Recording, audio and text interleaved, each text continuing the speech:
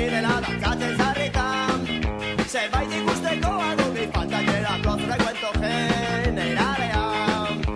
Sarri, sarri, sarri, sarri, sarri, sarri. Sarri, sarri, sarri, sarri, sarri. Buenos días a todos nuestros oyentes, buenos días también para nuestro técnico Luis y por supuesto para nuestro invitado que más tarde presentaremos. Aquí estamos un jueves más en Estudiantes Implicados, un programa hecho por y para estudiantes. Hoy me encuentro muy bien acompañada por María. Buenos días, María. Buenos días, Macarena. Y por Vicente. Buenos días, Vicente. Buenos días, Macarena. Buenos días, María.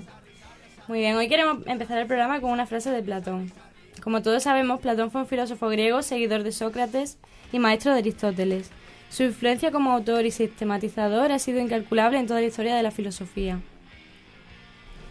Intentó también plasmar en un estado real su original teoría política, razón por la cual viajó 2 veces a Siracusa, Sicilia, con intenciones de poner en práctica allí su proyecto, pero fracasó en ambas ocasiones y logró escapar penosamente y corriendo peligro su vida debido a las persecuciones que sufrió por parte de sus opositores. Destacamos aquí el célebre mito de la caverna, donde Platón nos cuenta que la única forma de acceder a la realidad inteligible era mediante la razón y el entendimiento. Este diálogo es el buen ejemplo para plasmar la realidad sociopolítica actual. No sé si recordáis, pero lo que viene a decir es que hay que quitarse las cadenas, tanto físicas como mentales, y salir fuera de la caverna, salir de las 4 paredes, reconocer la realidad y, claro está, que la ignorancia no es el camino a seguir ni el camino a la felicidad.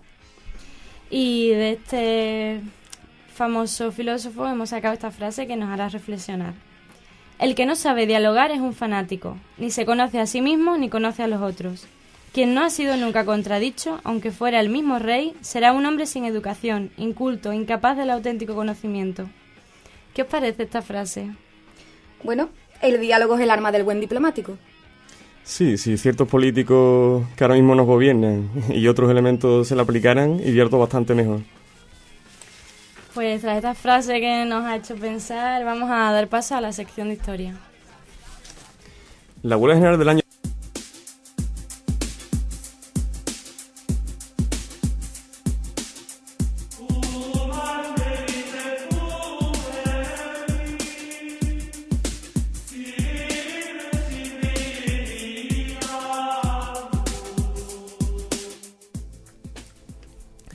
La huelga general del año 2002, o huelga del 20J, celebrada el 20 de junio del 2002, tuvo una duración de 24 horas y fue convocada por los sindicatos UGT, en aquel tiempo liderado por Cándido Méndez, y Comisiones Obreras, dirigida en aquella época por José María Fidalgo, con el apoyo también de los sindicatos minoritarios alternativos. Al frente del gobierno se encontraba por entonces, como ahora, el Partido Popular, liderado por el entonces presidente José María Aznar, al que le ganaron el pulso a pesar de contar con una gran mayoría absoluta.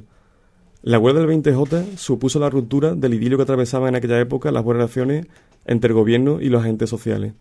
Tras la segunda victoria consecutiva de José María Aznar en las elecciones del año 2000, la repulsa en bloque de los trabajadores a la reforma del INEM propició la convocatoria de la huelga general por parte de los sindicatos, lo que acarreó una importante crisis de gobierno y la salida del ministro de Trabajo de entonces, Juan Carlos Aparicio. La reforma laboral que propició la huelga, el decretazo. La economía española atravesaba buenos tiempos y el ministro de Trabajo, Juan Carlos Aparicio, intentó llevar a cabo una reforma laboral que flexibilizase el mercado laboral y ayudase a combatir el desempleo. Sin embargo, son muchos los que opinan que detrás de esta reforma, conocida como el decretazo, se encontraba el entonces ministro de Economía, Rodrigo Rato, que un año después llegó a vicepresidente económico. Los principales puntos que defendía esta reforma laboral y que propiciaron la huelga general, que posteriormente la tumbó, fueron los siguientes. Los parados, tras un año de percepción ininterrumpida de la prestación del desempleo, debían aceptar cualquier trabajo que se les ofreciese en un radio de 30 kilómetros con respecto a su hogar, aunque el sueldo fuese inferior al de la prestación. Para los sindicatos, esto suponía una ofensa contra la libre elección de profesión. El desempleado podría rechazar una oferta de desempleo o un curso formativo un máximo de 3 veces. La primera vez que lo rechazara se le penalizaría con un recorte de 3 meses de la prestación, la segunda con 6 meses y la tercera con la extinción del derecho. Además, impulsaba la desaparición del PER, Plan Empleo Rural. Hasta la fecha, eran necesarias 30 peonadas para poder percibir el subsidio agrario. Con la reforma se pretendía que las peonadas necesarias para poder cobrar el PER durante 6 meses ascendieran a 360 jornadas. Es decir, todo el año menos fiestas de guarda, como suele decirse. Este nuevo sistema, al que se denominó prestación por desempleo contributivo agrario, se extendió a todo el país, con la excepción de Andalucía y Extremadura. Además, desapareció la necesidad de pagar los salarios de tramitación por despido improcedente, por lo que el trabajador perdía la indemnización complementaria si el despido era injusto, que era lo normal. Desaparecía el subsidio asistencial, existente al finalizar la percepción de la prestación contributiva de 56.000 pesetas de entonces, 336 euros actuales, al mes para los trabajadores que habían sido despedidos a través de un expediente de regulación de empleo. La cronología del decretazo. La idea del Gobierno era que la reforma entrase en vigor el 1 de enero de 2003. Sin embargo, tras entregar a los agentes sociales el documento en el que se enumeraban las medidas, estos consideraron que eran inaceptables y que supondrían una merma en los derechos de los trabajadores y los desempleados. El 1 de mayo comenzaron las movilizaciones de los sindicatos en contra de la nueva reforma laboral. Así, el 22 de mayo solicitaron la retirada de la propuesta y, al no cumplirse, convocaron un día después un paro general para el 20 de junio. El 24 de mayo de 2002, el Consejo de Ministros aprobó la reforma por Real Decreto Ley, al considerar que los sindicatos no tenían argumentos, puesto que no se producirían recortes. Aparicio defendió que el objetivo de la reforma era mejorar el mercado de trabajo, luchando contra la temporalidad y mejorando las garantías de los trabajadores. Consideró que lo que se hacía era reorganizar el gasto y no recortar los derechos. Esta jornada de paro general, aparte de muy numerosa y masiva, fue muy accidentada. Mientras que los sindicatos cifraron el seguimiento en el 80%, el gobierno aseguró que este apenas alcanzaba el 16%. José María Fidalgo y Cándido Méndez encabezaron la manifestación que se celebró en Sol, a la que calificaron de éxito rotundo. José Luis Rodríguez Zapatero, líder del PSOE por aquella época, y ahora, hasta hace poco, participó también en la cita. Los organizadores cifraron en 500.000 a los manifestantes de la capital, mientras que la policía aseguró que no superaban los 20.000. Por cierto, respecto a la participación, todos recordamos que fue muy famosa la frasecita del por entonces ministro Pío Cabanillas de que sencillamente no ha habido huelga. En fin, sin comentarios. Las manifestaciones más multitudinarias tuvieron lugar en Madrid, Barcelona, Valladolid, León, Burgos y Salamanca. Los sectores que más se pararon fueron la industria, la construcción y el transporte. Según Aparicio, los incidentes violentos protagonizados por piquetes fueron numerosos, cosa bastante falsa, y la policía actuó con contundencia efectuando 104 detenciones. Mariano Rajoy era por entonces ministro del Interior. ¡Qué casualidad! Tras la celebración de la huelga general, el 4 de julio José María Aznar y su vicepresidente segundo, Rodrigo Rato, pidieron que se retomase el diálogo social, aunque 15 días después las movilizaciones en la calle seguían por la celebración del debate sobre el Estado de la Nación. Tras la caída de Aparicio, Cándido Méndez y José María Fidalgo mantuvieron un primer encuentro con el nuevo ministro de Trabajo, Eduardo Zaplana, el 17 de julio. Unos días después, el 26 de julio, se reunieron con Rodrigo Rato. La reapertura del diálogo trajo consigo importantes modificaciones en los puntos más polémicos del decretazo. Los más destacados fueron la restitución parcial de los salarios de tramitación en los despidos improcedentes, las mejoras del subsidio agrario y de los autónomos, la compatibilidad del cobro del paro con otras rentas o indemnizaciones y la protección del desempleo para los fijos discontinuos. El consenso final se produjo el 7 de octubre, cuando Zaplana mantuvo una nueva reunión con los agentes sociales para tratar las modificaciones. Días después, el 17 de octubre, el nuevo proyecto de ley fue aprobado en el Congreso, eliminando los puntos más conflictivos de la polémica reforma laboral. Otra de las reformas laborales españolas que ya pertenecen a nuestra historia fue la de 2010, que fue convocada el miércoles 29 de septiembre de 2010 por las dos principales centrales sindicales españolas, Comisiones Obreras y la Unión General de Trabajadores, contra la reforma laboral del 2010 promovida por el gobierno socialista de José Luis Rodríguez Zapatero y aprobada en septiembre de 2010, contra la reforma del sistema público de pensiones anunciada por el gobierno de España. A la convocatoria se han unido otros sindicatos y organizaciones y asociaciones nacionales e internacionales. Y como estamos hablando en historia de huelgas generales, lo ideal y lo que necesitamos ahora mismo es que nuestra noticia vaya de eso, sobre la huelga general que vamos a vivir el próximo día 14. Así que damos paso a la sección de noticias.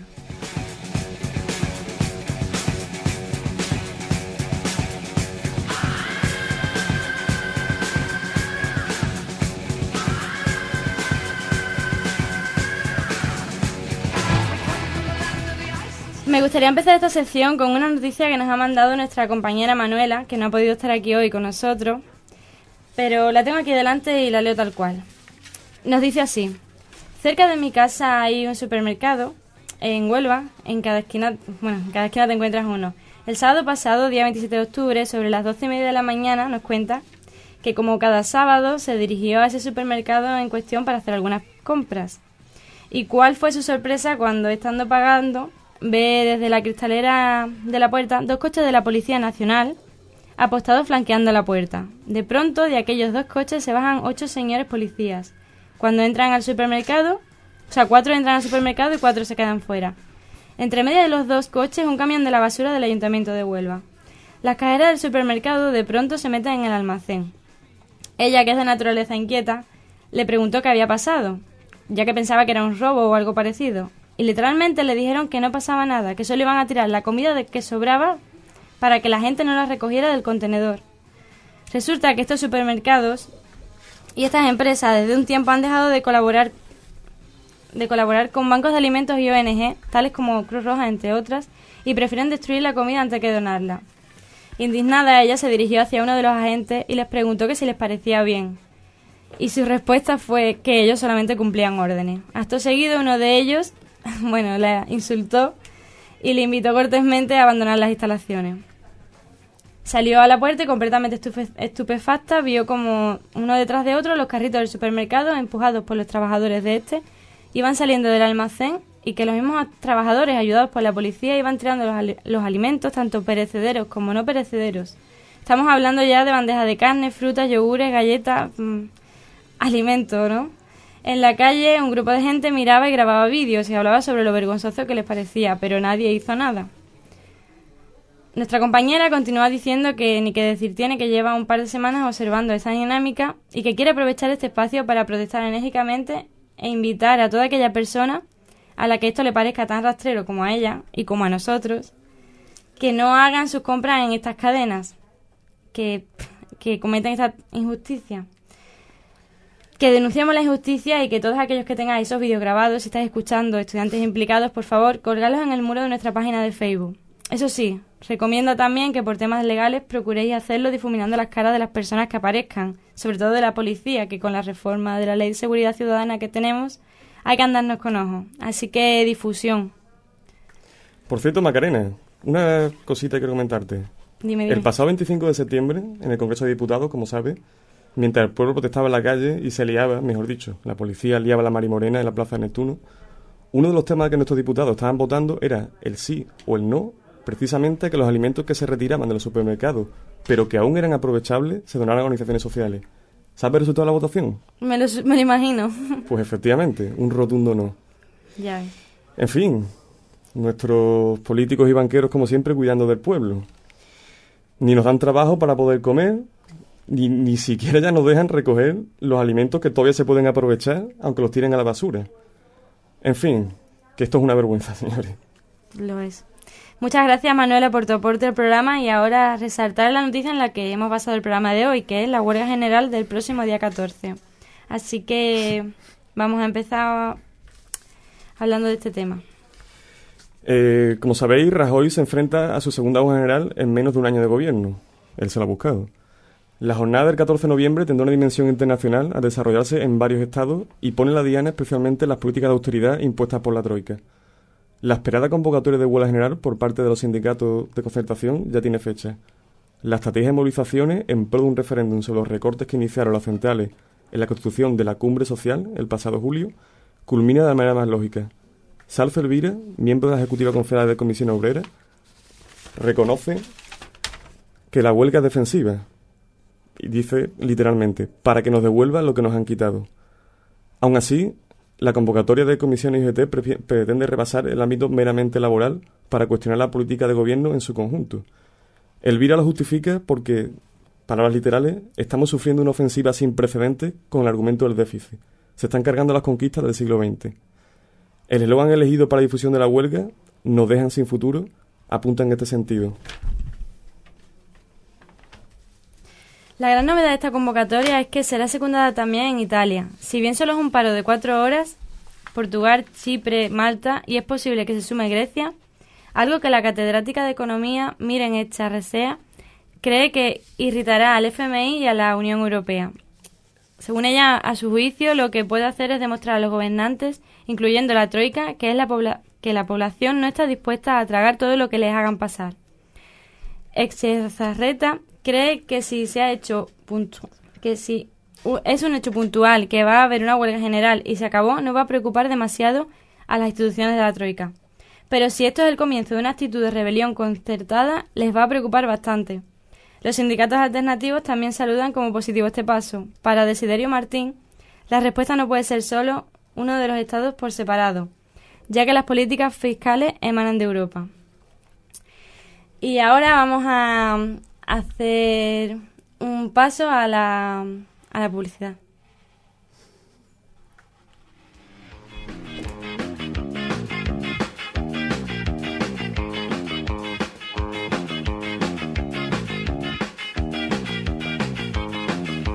Està aquí el passatge entre l'esquena al Diontan, gent de ací de la Dancat en Zarritam.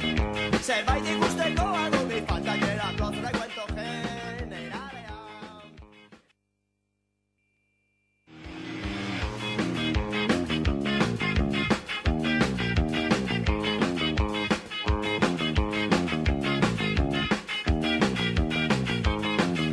Està aquí el passatge entre l'esquena al Diontan, gent de ací de la Dancat en Zarritam.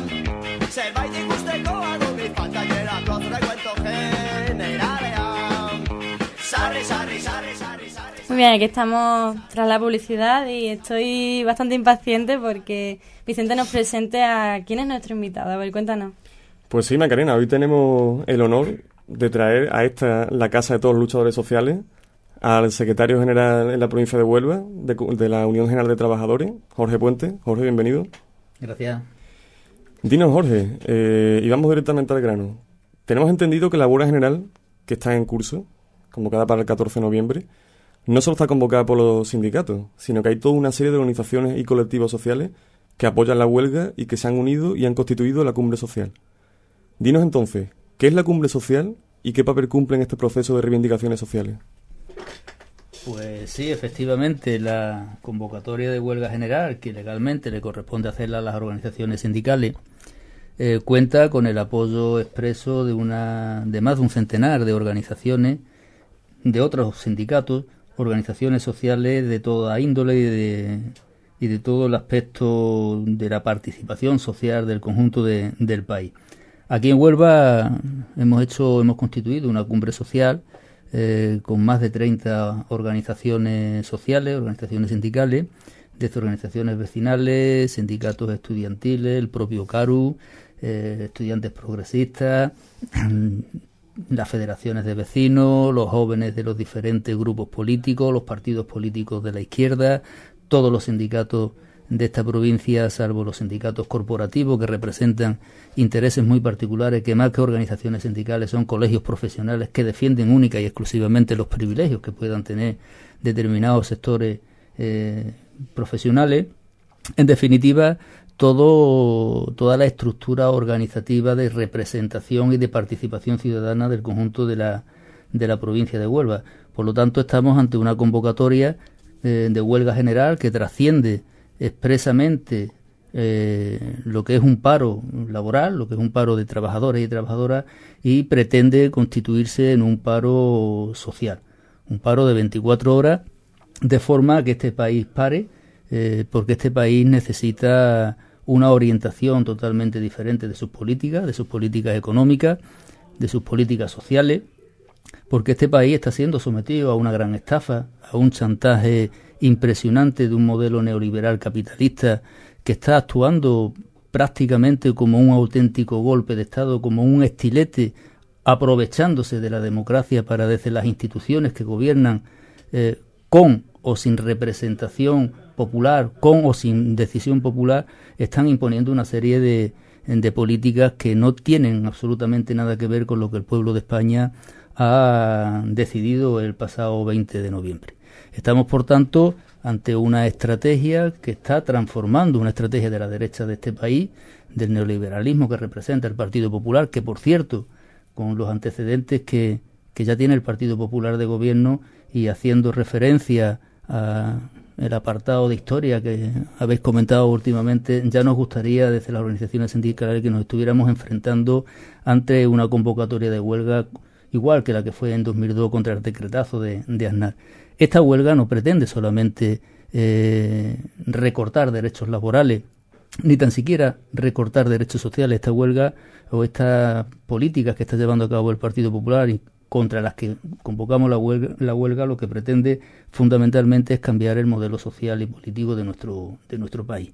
Nunca en la historia democrática de un país, en España fundamentalmente, en 35 años de democracia, en tan poco tiempo se ha hecho tanto daño en contra de las libertades, en contra de las conquistas sociales de los trabajadores y las trabajadoras, del conjunto de la sociedad española, a base de 23, con el decreto del pasado viernes, de 23 reales decretos que están cambiando incluso la forma de comportarnos, de convivir y de relacionarnos el conjunto de la sociedad. Por lo tanto, desde las organizaciones sindicales mayoritarias, desde las organizaciones sindicales de clase, desde los partidos políticos de la izquierda, del arco parlamentario de izquierda, desde toda la estructura social organizada que representa la participación ciudadana, la participación en libertad, la participación en democracia de la ciudadanía, estamos haciendo un llamamiento para que haya un cambio rotundo en estas políticas, porque de no ser así nos van a llevar a una espiral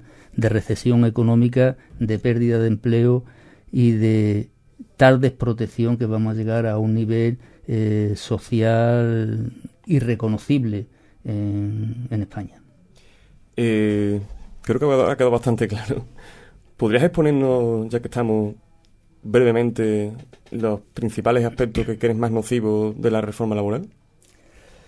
Bueno, la reforma laboral es cuando se aprobó allá por el mes de febrero de este año, decíamos los sindicatos que era el eje sobre el cual iba a pivotar el cambio del modelo social de este país.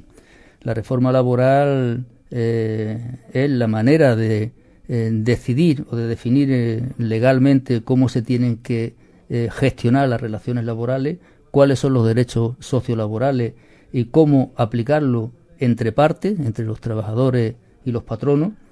Y nosotros entendemos, como además debe de ser, que la ley debe de suponer siempre un equilibrio entre intereses, un equilibrio entre partes, debe de modular las situaciones de predominio, de fortalezas de unos contra los otros.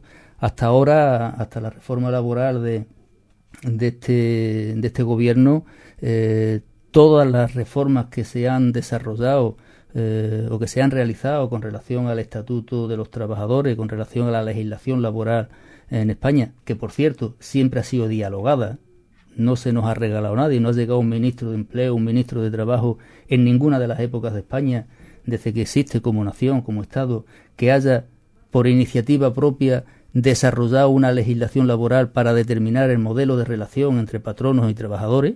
Dialogada y combativa y conquistada. Y conquistada, efectivamente. Por lo tanto, nuestras relaciones laborales, nuestra legislación laboral es el fruto de la responsabilidad, del compromiso de los agentes sociales, donde están también los patronos, ¿no? Entonces, pues, como digo, la reforma laboral de este gobierno lo primero que hace es romper ese equilibrio. Rompe el equilibrio en favor de la parte más poderosa, en favor de las empresas. Otro de los aspectos negativos que tiene la reforma laboral, independientemente de que, por cierto, en el día de ayer nos enteramos que el Tribunal Constitucional ha admitido a trámite los recursos de inconstitucionalidad de 8 de los artículos que contempla la propia reforma, pero uno de los aspectos muy destacables de la reforma laboral del gobierno del Partido Popular es que de alguna manera legaliza la economía sumergida. O sea, es una reforma que invita a que se practique la economía sumergida como estrategia de competitividad en las pequeñas y las medianas empresas. ¿Por qué? Hasta hoy, hasta antes de la reforma laboral, los contratos temporales no podían tener un exceso de horas más allá de las que fueran contratadas. Con la nueva reforma se permite, se posibilita que quienes tienen contratos temporales de 3, 4 horas diarias, 5 horas diarias, pueda desarrollar hasta 12 horas de trabajo. Si llega la inspección de trabajo, como la reforma laboral le da esa posibilidad, pues es un momento puntual, es un momento de diente de sierra en el vértice, y por lo tanto eso computará como jornada laboral en el conjunto de la totalidad del periodo de vigencia del contrato. Por lo tanto, de alguna manera, antes que estaba prohibido y era muy sancionado por la Inspección de Trabajo, ahora tiene cabida y tiene validez. Y con esto pues nos vamos a encontrar, por ejemplo, en el sector servicio, aquí en Huelva, infinidad de fraude en este sentido. De todo es conocido que hay empresas, especialmente en la restauración, en la hostelería, en el sector servicio, en la seguridad, etcétera, etcétera, que contratan a los trabajadores por 4 o 6 horas, hacen la jornada completa, y están cotizando a la Seguridad Social por el contrato, por la jornada laboral que tienen contratada, no por la que realmente desarrolla el trabajador o la trabajadora. Eso antes estaba perseguido, eso antes estaba sancionado y tenía una sanción muy considerable. Aparte de ser fraude en la contratación, se provoca un fraude fiscal en las cotizaciones sociales. Por lo tanto, la reforma laboral en este sentido, de alguna manera, legaliza una irregularidad que hasta entonces era ilegal.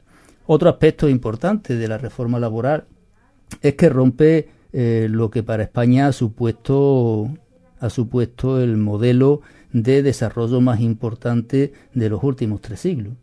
Desde el 75 hasta ahora, la evolución, el desarrollo socioeconómico de España ha sido mucho más amplio, mucho más cohesionado, mucho más razonable que en los 3 siglos anteriores. Y además, partiendo de una circunstancia muy particular, que todo el modelo sociolaboral, todo el modelo de desarrollo sociolaboral se ha sustentado en el diálogo social, en la negociación colectiva.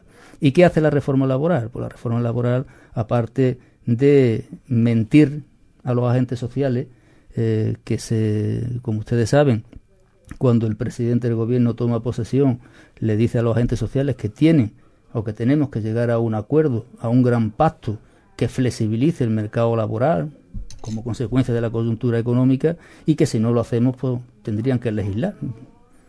Y los agentes sociales... Es decir, imponer, ¿no? Efectivamente, imponer un modelo diferente, ¿no? Una reforma, una ley diferente. Y los agentes sociales cumplimos nuestro papel. Fuimos capaces de convencer a la patronal para firmar un acuerdo nacional por el empleo, que consistía en moderar los salarios para invertir lo que los trabajadores renunciábamos en nuestras retribuciones, que se invirtiera en estabilidad laboral y que se invirtiera en empleo. 15 días después nos vienen con una reforma laboral en contra de lo que estaba diciendo. Por lo tanto, aparte de incumplir un compromiso público con los agentes sociales, que han sido los auténticos motores del desarrollo socioeconómico de nuestro país, pues rompe con el instrumento, con el diálogo social.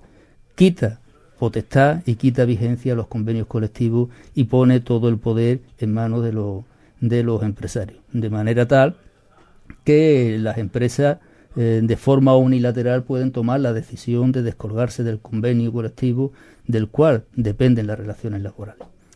Eso es una perversión en sí mismo en un país que sustenta su modelo productivo y que sustenta su tejido empresarial en empresas pequeñas y medianas, en empresas de menos de 50 trabajadores. El 93% de las empresas españolas son pequeñas y medianas empresas que muy difícilmente van a poder tener, por incapacidad fundamentalmente, ¿no?, van a poder tener su propio convenio colectivo de empresa. ¿Qué quiere decir esto? Pues quiere decir esto que más del 70% de los trabajadores y las trabajadoras de este país se pueden encontrar sin un marco legal que sirva de referencia para establecer las condiciones laborales y las condiciones salariales entre las partes. Y como esto, pues podríamos hablar incluso de que la propia reforma laboral rompe con algo que en el mundo laboral, en el mundo sociolaboral, es sagrado, es el concepto de la ultraactividad de la negociación colectiva. Hasta hoy, la negociación colectiva ha sido un instrumento de progreso permanentemente, que ha ido sentando bases y modificando las condiciones de las relaciones en función a los intereses, a los momentos y a los espacios que tocaban vivir. Ahora la reforma laboral, al quitar la ultraactividad, significa que si no hay un acuerdo inmediato después de que se cumpla la vigencia de los convenios colectivos, automáticamente se inicia un proceso de negociación partiendo de cero. O sea que la mochila de derechos sociales, la mochila de conquista, la mochila de la antigüedad, de la experiencia, de la vida cedida y la vida dejada al mundo de la empresa, al mundo de la producción, pues desaparece y automáticamente pues hay que empezar a hablar otra vez de cuáles van a ser los salarios, cuáles van a ser los días de vacaciones, las jornadas laborales, cómo se van a desarrollar. En definitiva, todo lo que en los últimos 35 años ha venido a suponer un modelo de estabilidad social y un modelo de compromiso que nos ha llevado a un desarrollo socioeconómico como el que tenemos actualmente. Por cierto, aprovechando que están escuchándote muchos jóvenes y estudiantes, dinos, ¿cómo afecta especialmente esta reforma a los jóvenes trabajadores? Bueno, la reforma laboral y demás decretos leyes que ha aprobado el Gobierno de España, que no solamente ha aprobado decretos leyes vinculados con las relaciones laborales o con el derecho laboral, sino vinculados, como decía anteriormente, a la manera de relacionarse, la manera de convivir los propios ciudadanos y ciudadanas de este país, pues los más perjudicados, sinceramente, son los jóvenes. A los jóvenes los dejan sin expectativa de futuro, sin expectativa de empleo.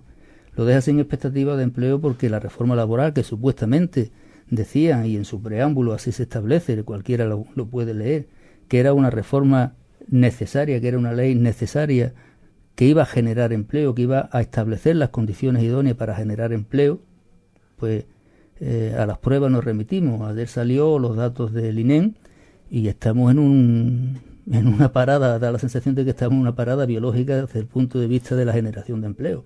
Hemos alcanzado unos datos históricos en Huelva, más de 64.000 personas sin empleo, es un porcentaje muy importante. Y estos son los que están registrados, pero es que la encuesta de población activa nos acerca a los 90.000 parados y paradas sin empleo.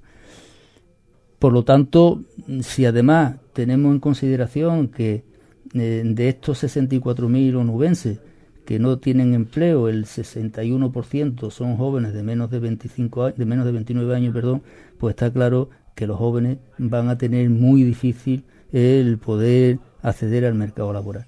Y aquellos que tengan la fortuna de acceder al mercado laboral, la reforma laboral le ha previsto o le hace una serie de sugerencias de cuál es el modelo de contratación al que van a tener acceso.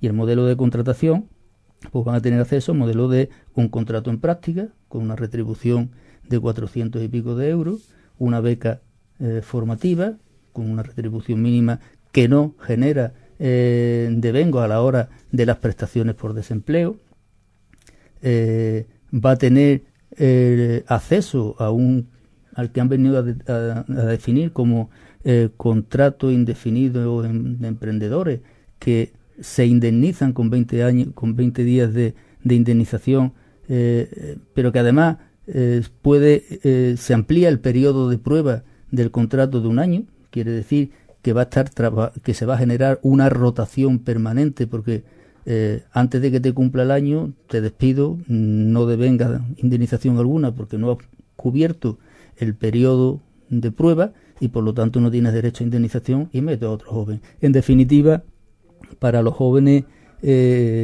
trabajadores, para los jóvenes que pudieran tener una expectativa de trabajo, el que tenga la fortuna de encontrarlo va a ser en estas circunstancias. Y para los jóvenes universitarios que llevamos prácticamente una década hablando de que tenemos los jóvenes mejor preparados de toda la historia de España, que es cierto, que somos capaces, se da la paradoja de tener jóvenes que son capaces de diseñar aplicaciones para el iPhone aquí en Huelva, de diseñar estudios y hacer investigaciones en relación a cómo de la alga se puede sacar, de la propia Universidad de Huelva, ¿no? Se puede sacar medicamentos. O sea, gente que tienen esta capacidad no van a tener acceso al empleo. El mercado laboral onubense y el mercado laboral español le está impidiendo su desarrollo profesional. O sea, que podemos mandar a gente a la luna, pero no vamos a tener la posibilidad de trabajar por cuenta ajena en una empresa que además nos retribuya adecuadamente. Y en este sentido pues se está dando lo que se viene dando últimamente. Más de 3.000 jóvenes onubenses han salido fuera de España. Se han tenido que ir de Huelva, y no se han tenido que ir de Huelva a Andalucía o al resto del territorio de España, se han tenido que ir de Huelva a Europa, a otros países de América, para buscarse la vida en unas condiciones lamentables, pero siempre mucho mejor que las que se encuentran aquí. Por cierto, ¿podría explicarnos brevemente cómo se está preparando este paro general de 24 horas? ¿Qué estáis haciendo? ¿Asamblea? Bueno, tú sabes, todo el proceso de gestación. Bueno, la preparación de una huelga general es una preparación compleja, una preparación que significa muchas horas de trabajo, muchos kilómetros de carretera, muchas reuniones, muchas asambleas, y en esta ocasión pues contamos con el apoyo, la colaboración y la participación directa de aquellas organizaciones que conforman la cumbre social. ¿Qué hemos hecho? ¿Cómo hemos diseñado la preparación de la convocatoria de huelga? Bueno, obviamente los sindicatos nos dedicamos a la promoción entre los trabajadores y las trabajadoras. Se han mantenido asambleas con delegados y con delegadas, se están manteniendo asambleas con trabajadores en los centros de trabajo, y desde las uniones provinciales, tanto de comisiones obreras como de la Unión General de Trabajadores, llevamos prácticamente desde el viernes pasado recorriendo la provincia pueblo a pueblo y haciendo asambleas no solamente con los delegados nuestros en las comarcas, sino con el conjunto de la ciudadanía. Ayer estuvimos en Río Tinto, el viernes estuvimos en Ayamonte, esta tarde vamos a Aracena, mañana vamos a San Juan, el jueves estaremos también por aquí en alguna jornada de negociación colectiva que tenemos, y aprovecharemos para invitar al seguimiento a la huelga. El viernes vamos también al Condado, el lunes a Valverde. En definitiva, estamos moviéndonos permanentemente, y las organizaciones que están trabajando con nosotros en la cumbre social, pues cada una en su ámbito de actuación, en su ámbito de competencia, pues están manteniendo reuniones, los vecinos con los vecinos, los estudiantes con los jóvenes universitarios, con la gente de la formación profesional, del bachiller y demás, los consumidores con el pequeño y mediano comercio, con la agencia de taxis, y en definitiva cada uno en su ámbito está desarrollando sus actuaciones, y después pues mucha presencia también en los medios de comunicación, como no puede ser de otra manera, para dar a conocer nuestro punto de vista. Por cierto, quisiera aprovechar para agradecer la invitación que me habéis cursado, porque no en todos los medios de comunicación tenemos la oportunidad de poder expresar lo que pensamos con respecto a lo que está ocurriendo en esta provincia, con respecto a lo que está ocurriendo en este país, y por lo tanto, como digo, agradecer la invitación. Y en definitiva pues estamos pateándonos la calle, como es nuestra obligación, hablando mucho con los trabajadores y las trabajadoras y pidiéndoles que el día 14 de noviembre no falten a la convocatoria, porque bajo nuestro punto de vista estamos ante un momento excepcional que necesita un esfuerzo excepcional. Y a mí hay un aspecto que me preocupa mucho, y el aspecto que me preocupa mucho es que probablemente estemos ante una de las últimas oportunidades de ser capaces de controlar, de gestionar, de coordinar la indignación social, la inquietud de los ciudadanos y de las ciudadanas de este país, y que si el día 14 la huelga general, el llamamiento social al paro general no diera los resultados apetecibles, probablemente a todo el mundo, y sería responsabilidad de todo el mundo, fundamentalmente de aquellos quienes obligan a convocar a las movilizaciones, a los paros, sería, como digo, responsabilidad de todo el mundo el que se produjera un conflicto social sin control, fuera del rango de la coordinación de las organizaciones sociales, que en definitiva son los termómetros que saben controlar las tensiones sociales. Y en este país un conflicto social que nazca desde la improvisación, que nazca desde la espontaneidad, puede tener un resultado no deseable. Al hilo de que acabas de decir, ¿tienes miedo de la reacción que puedan tener tanto las fuerzas y cuerpos civiles del Estado como, por ejemplo, como han pasado en otros países u otras veces, ¿no? En Grecia, por ejemplo, ¿no? Que aparezcan elementos provocadores, ¿no? Incluso, como vimos ya en las jornadas del 25 de septiembre, directamente infiltrados de la policía, ¿no? Que puedan incitar a la violencia o que puedan buscan una excusa para que se repriman con violencia las legítimas protestas de los trabajadores? Bueno, yo creo que los cuerpos y fuerzas de seguridad son unos cuerpos fundamentalmente democráticos, unos cuerpos que están para garantizar la participación democrática del conjunto de la sociedad y el desarrollo normalizado de todos los actos democráticos. Lo que los cuerpos y fuerzas de seguridad hagan dentro de sus estrategias obedecerán, bajo mi punto de vista, a ese criterio. Ahora bien, no es menos cierto de que con este gobierno se ha notado un cambio en la forma de relación de los cuerpos y fuerzas de seguridad con el pueblo, con la sociedad que se moviliza, y no en balde el propio gobierno ha modificado la ley de seguridad ciudadana, la que yo llamo el reencuentro con la ley de vagos y maleantes del antiguo régimen fascista, que considera delito el que un grupo de ciudadanos y de ciudadanas estén reunidos hablando de sus cosas, ¿no? Y más o menos lo que venía siendo antes.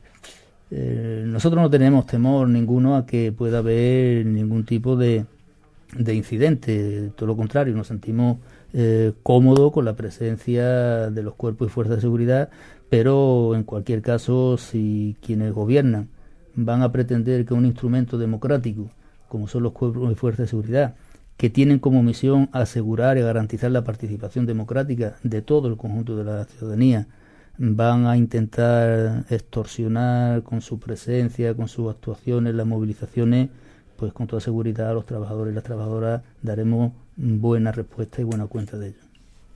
Estupendo. Por último, Jorge, te quiero hacer una pregunta. ¿Cómo incitarías, qué le dirías a los ciudadanos, a los jóvenes y a los trabajadores que nos estén escuchando? ¿Qué le dirías para que participaran en esta huelga general?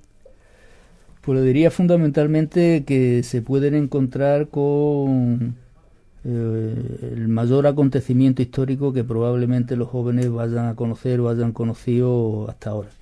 Esta huelga general va a suponer, y además ya lo es un hecho histórico sin precedente, porque lo que está ocurriendo no solamente en España, sino en Europa, este golpe de Estado al que he hecho referencia anteriormente al principio de mi intervención, ha hecho posible que por primera vez en Europa la Confederación de Sindicatos se ponga de acuerdo y convoque para el día 14 de noviembre una jornada de movilización y una jornada de acción social en el conjunto de los países de Europa.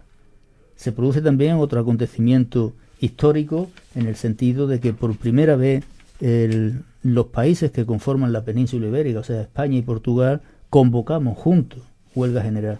Va a haber una paralización en su conjunto de toda la península ibérica. Pero es que además hay otros países, los llamados países periféricos, como Italia, Chipre, Malta, Grecia, etcétera, que van a convocar también sus jornadas de paro, sus jornadas de huelga general. Y fundamentalmente, en mi opinión, el éxito de la movilización, el éxito del paro va a tener, y la presencia de los ciudadanos y las ciudadanas en la calle posteriormente va a ser de tal impacto que va a obligar al gobierno de España a que provoque un giro importante en sus políticas económicas y en sus políticas sociales. Por lo tanto, los jóvenes onubenses, los trabajadores y las trabajadoras onubenses, los ciudadanos y las ciudadanas en su conjunto, están ante la oportunidad de ser protagonistas de cómo un gobierno no va a tener más remedio que someterse a una moción de confianza de su pueblo. El pueblo quiere que las políticas que se están desarrollando se sometan a su juicio, por una razón fundamental, porque son las políticas contrarias con las que el Partido Popular, que es quien gobierna este país, se presentó a las elecciones generales. A nadie se les escapa que, siendo oposición, en la propia campaña electoral y una vez constituido el gobierno, se hablaban de unas líneas rojas que eran infranqueables. Esas líneas rojas, como son la educación, la sanidad, la dependencia, las políticas sociales, las políticas de protección de los más vulnerables, la han sorteado a la primera de cambio. 23 reales decretos leyes para cargarse el modelo social, a cargarse el modelo de participación democrática. Y hoy la sociedad o se defiende sola, o se defiende con la aportación y la participación individual de cada uno, o no queda instrumento de defensa. Han roto con las organizaciones sociales, que son quienes toman el pulso a la ciudadanía, a la sociedad. Una sociedad que no tiene organización, que no tiene estructura organizativa, no es una sociedad democrática, no es una sociedad solidaria, no es una sociedad que puede posibilitar la cohesión y el desarrollo social de este país. Por lo tanto, están ante esa oportunidad y, bajo mi punto de vista, creo que no se debe de dejar perder. Estupendo, Jorge. Creo que ha quedado muy, muy claro. Esperemos no caiga en saco roto. Desde luego, además, aprovecho para decirle a la gente que, bueno, que siga esta convocatoria de la Cumbre Social. Están también los medios de información de los propios sindicatos, tanto comisiones obreras como la Unión General de Trabajadores, que tienen aprovechando que los jóvenes tienen gran acceso a Internet y les gusta mucho trabajar a través de esos ámbitos de información y de propaganda, que accedan a sus medios. Y también, por cierto, ya de camino, desde Estudiantes Progresistas, que también formamos parte, como bien sabe Jorge, de la Cumbre Social, os hacemos también un llamamiento para que los jóvenes participen junto a nosotros en esta movilización general y este paro general. Y bueno, que nos sigan en nuestra página web, en Facebook, en Twenty. Y nada, que se informen, que debatan con sus amigos, con sus compañeros, tanto de trabajo como de universidad, como de enseñanza secundaria, formación profesional, en el ámbito que cada uno esté. Y que se incorpore a este trabajo, que es muy importante y que es necesario, y creemos que es más necesario que nunca. Nunca ha habido tantos motivos para una huelga general, nunca ha habido tantos motivos para que los jóvenes se incorporen a esta lucha, y desde luego nunca ha habido tantos motivos para que tengamos que implicarnos a fondo para que sea un éxito. Así pues, ya para concluir, paso a mi compañera Macarena. Sí, bueno, Jorge, muchas gracias por tu colaboración ante todo, y no hace falta decirte que estás invitado a volver cuando quieras. Gracias. Ya que, como dijo antes mi compañero, siempre es un placer tener gente tan implicada que quiera colaborar con nosotros. Agradecer también a nuestros oyentes y despedirnos hasta la semana que viene con el llamamiento a que participéis en la huelga del día 14 y que la semana que viene digamos en el programa que fue un total éxito. Pues hasta la semana que viene.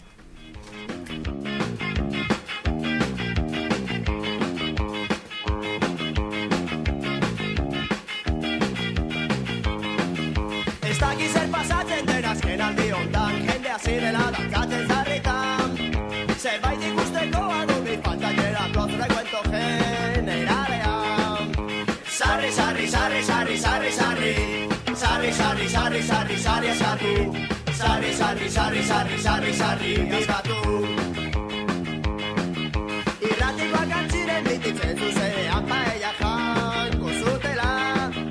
Eta pitita sarri bere muturretan saltzan zudela kontuatu gabeak. Sarri, sarri, sarri, sarri, sarri, sarri. Sarri, sarri, sarri, sarri, sarri, sarri. Sarri, sarri, sarri, sarri, sarri, sarri.